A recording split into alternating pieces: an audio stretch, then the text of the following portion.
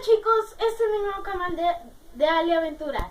Hoy vamos a hacer un experimento de tornado.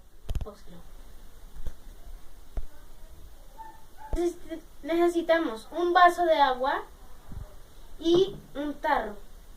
Cogemos el vaso de agua y lo echamos. Diga con cuidado. Con cuidado porque esto pasaría.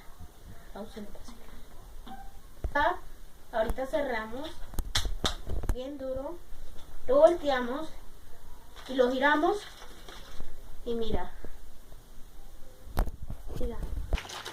se hace un remolino dentro del agua. Esto es todo, suscríbete y dale like. Chao, chao.